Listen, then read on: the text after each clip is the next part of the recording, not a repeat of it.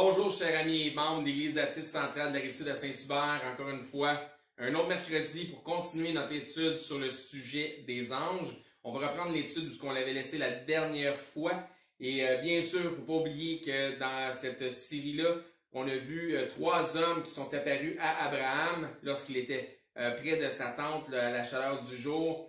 Et nous savons que pour ceux tel que déjà vu dans les autres études, que au moins deux de ces anges sur trois, deux de ces hommes, sur trois étaient des anges, car ils sont allés aider Lot, le neveu d'Abraham, à sortir de Sodome et Gomorrhe avant la destruction de ces villes-là, à cause de leurs péchés multiples. Mais qu'un d'entre eux, un de ces trois-là, était littéralement, corporellement, l'Éternel dans l'aspect d'un homme. Et donc, peut-on dire, l'ange de l'Éternel. Genèse 18.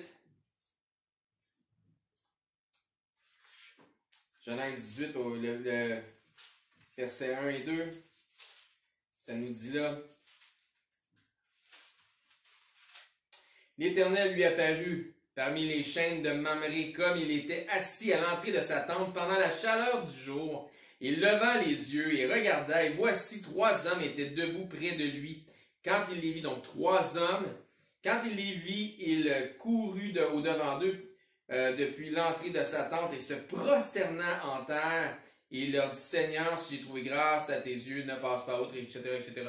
Donc, il s'est prosterné devant et on sait fort bien par les Écritures que un de ces anges-là, eh bien, un de ces hommes-là était l'Éternel sous une forme corporelle. La question qui se pose donc, c'est si nul ne peut voir la face de Dieu et vivre, lorsque l'Éternel est apparu à Abraham, est-ce que c'était Dieu le Père ou Dieu le Fils?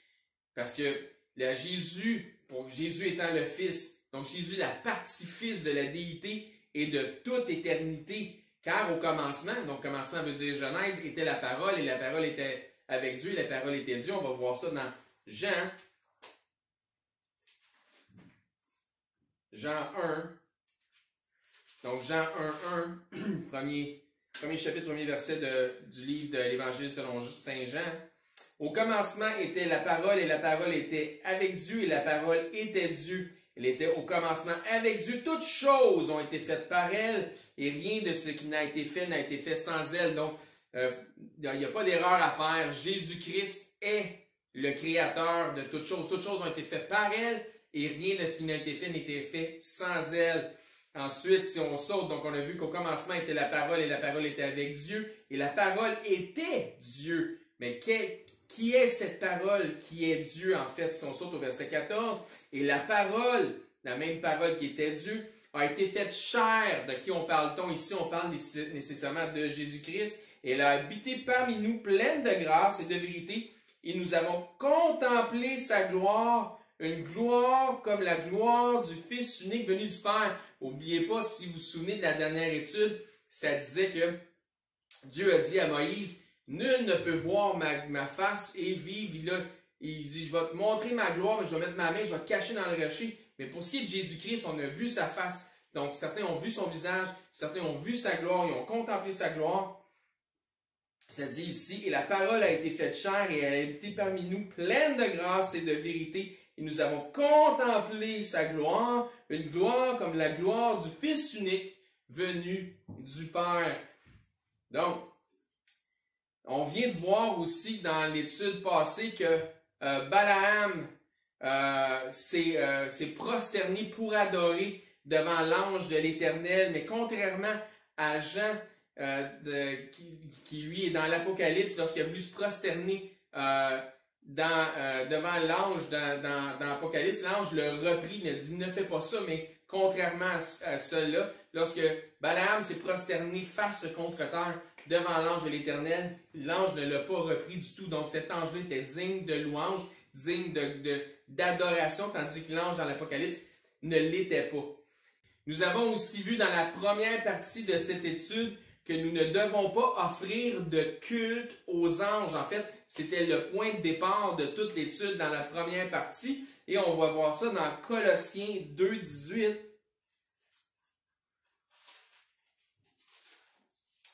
Colossiens 2, au verset 18, ça dit qu'aucun homme, sous une apparence d'humilité ou par un culte des anges, ne vous ravisse à son gré le prix de la course, tandis qu'il s'adonne à ses visions et qu'il est enflé d'un vain orgueil par ses pensées charnelles, sans s'attacher au chef, dont tout le corps est solidement assemblé. Donc, le chef est en Christ. Donc, et ça nous dit dans la version King James en anglais, ici ça dit sous une apparence d'humilité et par un culte des anges. Et en fait, rendre un culte, c'est rendre de l'adoration. La King James nous le dit très bien parce que le sens que ça donne ici, dans la King James, ça dit worshiping of angels. Donc, adoration des anges. Donc, un culte des anges. Jésus dit à Satan dans Luc 4, au verset 7, oui, Luc 4, 7 et 8, ça dit, Jésus lui répondit, retire-toi de moi, verset 7, ça dit,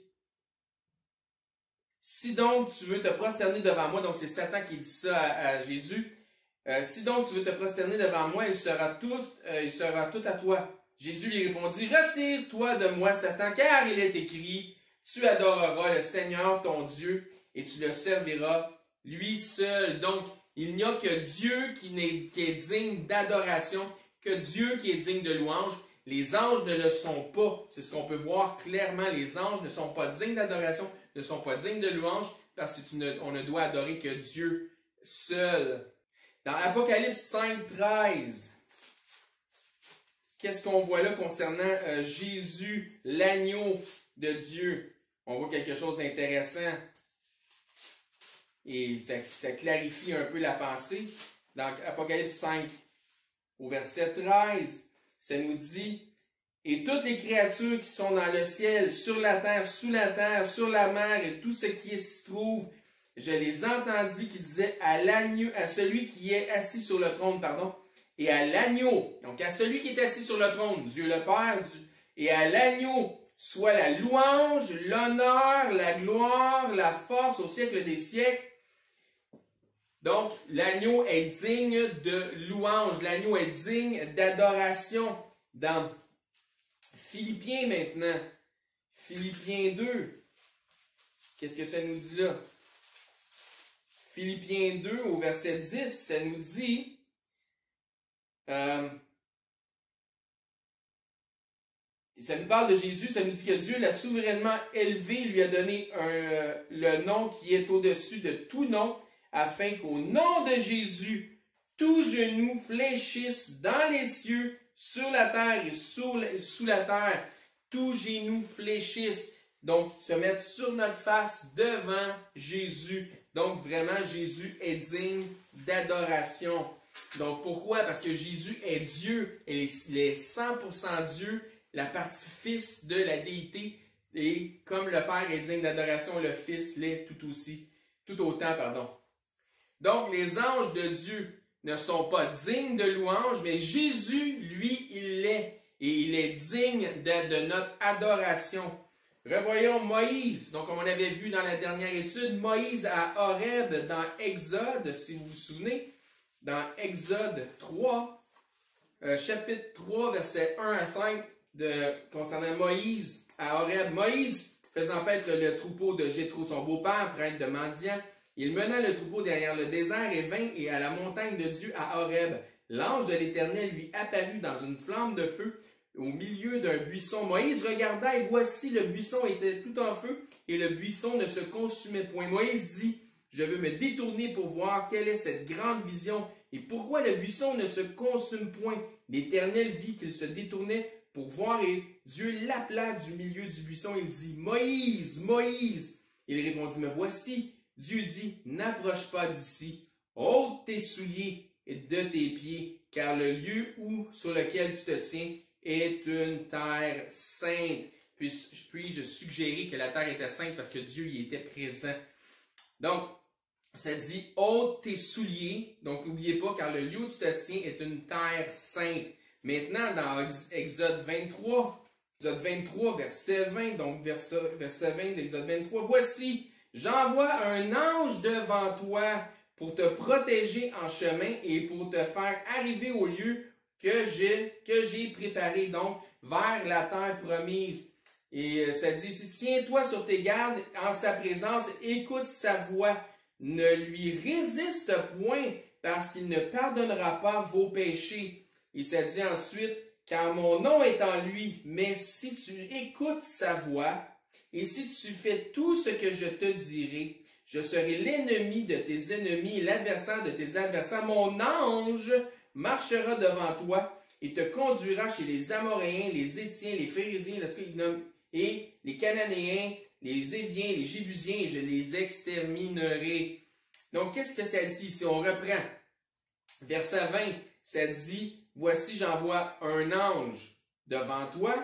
Ensuite, ça dit au verset 21, ça nous dit, tiens-toi sur tes gardes dans sa présence, écoute sa voix, ne lui résiste point, parce qu'il ne pardonnera pas vos péchés. Donc, qui donc a le pouvoir de pardonner les péchés? Vous vous souvenez quand Jésus a guéri un paralytique, en fait, avant de l'avoir guéri, il a dit, tes péchés te sont pardonnés. Et là, la foule religieuse était outrée. Mais qui donc peut dire qu'il a le pouvoir de pardonner les péchés? Il leur a dit, afin que vous sachiez que le Fils de l'homme a le pouvoir de pardonner les péchés. Qu'est-ce qu'il a dit? Qu'est-ce qui est plus difficile? Dire, tes péchés sont pardonnés ou lève-toi et marche, t'es un paralytique. Et il a dit, afin que vous puissiez savoir que le Fils de l'homme a le pouvoir de pouvoir pardonner les péchés, il a dit au paralytique, lève-toi, prends ton lit et va-t'en, marche. Donc il s'est levé et il a été guéri. Donc il leur a montré qu'il avait la toute-puissance, qu'il était Dieu en chair, autrement dit. Parce que Dieu seul, c'était un petit peu le sujet. Qui d'autre que Dieu seul peut pardonner les péchés? Donc ici, il dit, ne pardonne pas tes péchés. Quoi? Il y en a le pouvoir, mais il ne le fera pas. Autrement dit, c'est comme ça que ça résonne. Ça dit au verset 22, ça dit ici, mais si tu écoutes sa voix et si tu fais tout ce que je te dirai, écoute sa voix, ce que je te dirai. Et ensuite, elle dit au verset 23, mon ange marchera, donc mon ange marchera devant toi. Donc, si c'est le cas, si Dieu a dit qu'il était pour envoyer un ange devant eux, en avant d'eux autres, pour exterminer les autres, vers la terre promise, on s'attend à un moment donné qu'on va finir par voir cet ange-là quelque part dans l'histoire. Eh bien, qui a aidé ou pris le leadership pour faire traverser le peuple dans la terre promise? Eh bien, c'est Josué. C'est ce que l'histoire nous raconte. Donc, si on va dans Josué au chapitre 5, on voit effectivement cet ange-là dont Dieu a dit qu'il était pour envoyer, parce que Dieu il ne ment pas et Dieu tient ses promesses. Et voici ce que ça dit au verset 13.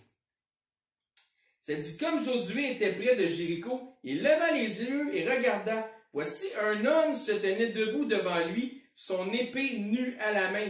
Il alla vers lui et lui dit, « Es-tu des nôtres ou de nos ennemis? » Et il répondit, très intéressant, donc, « Es-tu des nôtres ou de nos ennemis? » Donc, c'est une question à choix de réponse. Des nôtres ou de nos ennemis. Et voici, c'est pas une question à réponse oui ou non. Et voici ce que l'ange répond. Je répète ici, ça dit, « Comme Josué était près de Jéricho, il leva les yeux, regarda, voici un homme se tenait debout, devant lui, son épée nue à la main. Il alla vers lui et lui dit, « Es-tu des nôtres ou de nos ennemis? » Il répondit, « Non. » C'est super intéressant. « Non, mais je suis le chef de l'armée de l'Éternel. J'arrive maintenant. » Attendez une minute. Il dit, « Non, je suis le chef. » Il dit, « Je suis pas ton ennemi. Je suis pas de ton bord ou je suis pas contre toi. Je suis ton boss. C'est moi qui est le chef de l'armée. C'est toi qui es de mon bord. » Donc, c'est ça qu'il lui est dit ici. Et ça continue ici, ça dit, « Josué tomba le visage contre terre et se prosterna et lui dit, « Qu'est-ce que mon Seigneur dit à son serviteur? » Donc, on continue jusqu'au verset 15, on termine le verset 15. « Et le chef de l'armée de l'Éternel le chef de l'armée de l'Éternel dit à Josué, ôte tes souliers de tes pieds, car le lieu sur lequel tu te tiens est saint. Et Josué fit ainsi. Qu'est-ce que ça nous rappelle? Ça nous rappelle au buisson ardent. L'ange de l'Éternel était dans le buisson, parlait à Moïse, et il a dit à Moïse, ôte les souliers de tes pieds, parce que le lieu où tu te tiens est saint.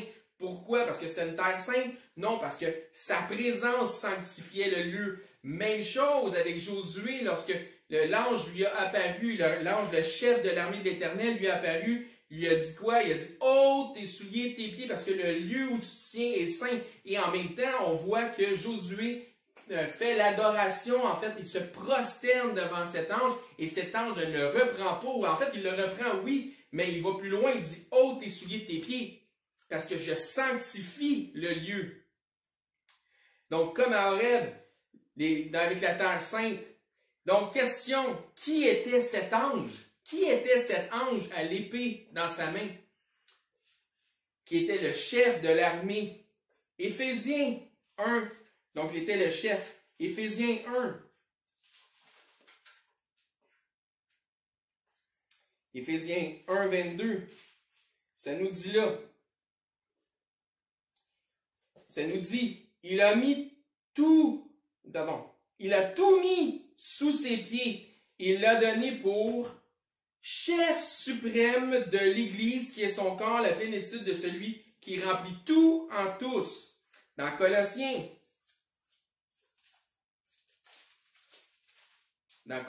2, qu'est-ce que ça nous dit là? Colossiens 2, versets 9 et 10. Ça dit, car en lui habite corporellement toute la plénitude de la divinité, 100% Dieu. On parle de Jésus-Christ ici. Vous avez tout pleinement en lui, qui est le chef de toute domination et de toute autorité. Donc, qui était ce chef de l'armée de l'Éternel, qui sanctifiait le lieu et qui était digne d'adoration? Était-ce au minimum un type de Jésus-Christ ou était-ce la partie fils dans une apparition corporelle, celle d'un ange, qui se présentait devant Josué? On va voir un autre instant. Genèse 32.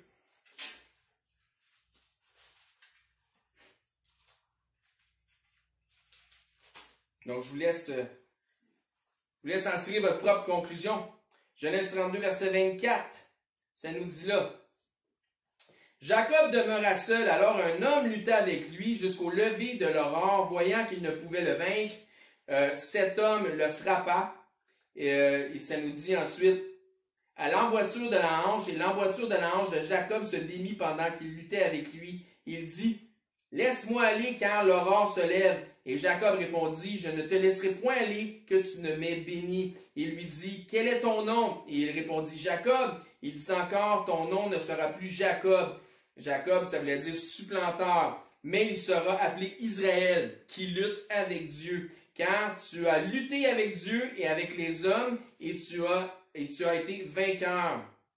Jacob interrogea en disant, fais-moi, je te prie, connaître ton nom. Il répondit, pourquoi demandes-tu mon nom? Et ça nous fait penser, on l'a peut-être pas vu au complet, mais lorsque les parents de Samson ont demandé le nom de l'ange, il a dit, pourquoi tu demandes mon nom, vu que c'est secret? Donc, même genre de questionnement. Il dit, pourquoi demandes-tu mon nom? Et il le bénit là. Jacob appela ce lieu du nom de Péniel. Donc, car il dit, Péniel veut dire la face de Dieu, car il dit, j'ai vu Dieu face à face, et mon âme a été sauvée. Le soleil se levait lorsqu'il passait à Péniel, etc., etc. Donc, Jacob boitait de la hanche, etc. Donc, il dit, j'ai vu Dieu face à face, et mon âme a été sauvée. Question, est-ce que Jacob a vu la face de Dieu dans sa gloire, ou dans une forme physique et corporelle? Ouais, mais là, ça parle pas d'un ange ici, là. Ça parle qu'il a lutté avec un homme. Vous souvenez-vous que dans l'autre étude, la dernière fois, je vous ai demandé de retenir le nom Béthel, qui veut dire maison de Dieu? Eh bien, regardons dans Osée, au chapitre 12.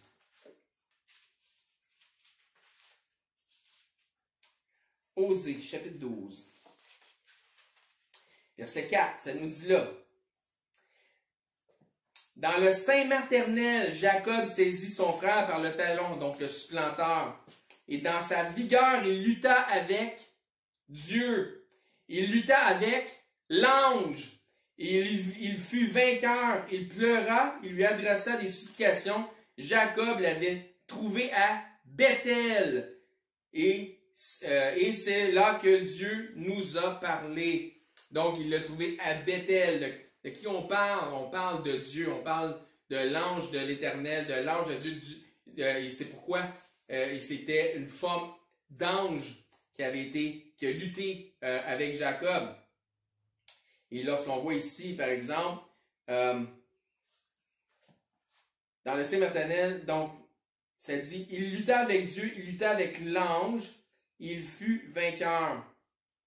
Et ça nous dit ici, il pleura et lui adressa des supplications. Donc, lui, c'est qui? Donc, Jacob qui adressa des supplications. Donc, le pronom veut dire à l'Éternel, à Dieu. Jacob l'avait trouvé à Bethel, c'est L apostrophe. Pronom veut dire, on parle de Dieu encore une fois. Donc, c'est intéressant de voir, de laisser les Écritures confirmer les Écritures.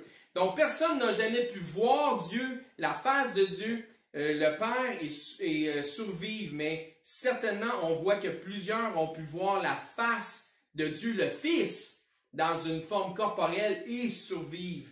Et je vous laisse avec un petit bonus dans Malachie. Malachie qui est le dernier livre avant le début des évangiles du Nouveau Testament. Dans Malachie 3, au verset 1, ça nous dit là, « Voici, j'enverrai mon messager. Il préparera le chemin devant moi. » On sait très bien par la confirmation des Écritures qu'ici, il parle de Jean le Baptiste. Il préparera le chemin devant moi. En fait, moi, ici, veut dire Christ. Et soudain entrera dans son temple, le Seigneur que vous cherchez. Et le messager de l'alliance, messager, ange, messager, vous vous souvenez?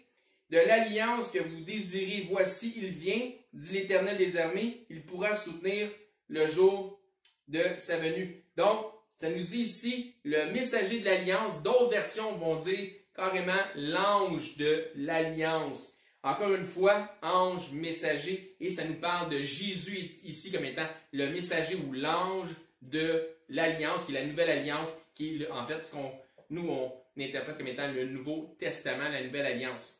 Eh bien, sur ce, ça complète cette partie d'étude. La prochaine fois, le prochain mercredi, eh bien, on continuera à étudier encore le sujet. On a quelques points à toucher encore et aller encore plus en profondeur et aller en chercher des perspectives encore une fois très intéressantes dans ce que les Écritures peuvent nous offrir. J'espère là-dessus que ça a été édifiant pour vous, que ça n'a pas juste été un trip de connaissances, mais qu'au moins ça vous amène à avoir une vue globale à date sur ce que représentent les anges dans les Écritures et que ça vous édifie dans votre croissance en Christ. Donc, que ça vous aide à progresser dans un cheminement, dans une croissance spirituelle et non pas juste une connaissance pour le côté charnel où ça nous dit, comme ça nous dit que la connaissance enfle, mais que la charité édifie. Sur ce, parlant de charité, aimez-vous les uns les autres. Donc, prenez des nouvelles les uns des autres. On est éloignés, mais il ne faudrait pas être éloigné en esprit. Il faudrait continuer à être unis en esprit. Donc, donnez-vous un coup de fil, priez les uns pour les autres. Démontrez-vous de l'amour en action les uns et les autres, comme ça a été dit dans un message précédent. Sur ce, je vous souhaite une agréable semaine et on se revoit bientôt pour une autre étude avec ce que le Seigneur a à nous offrir dans sa parole.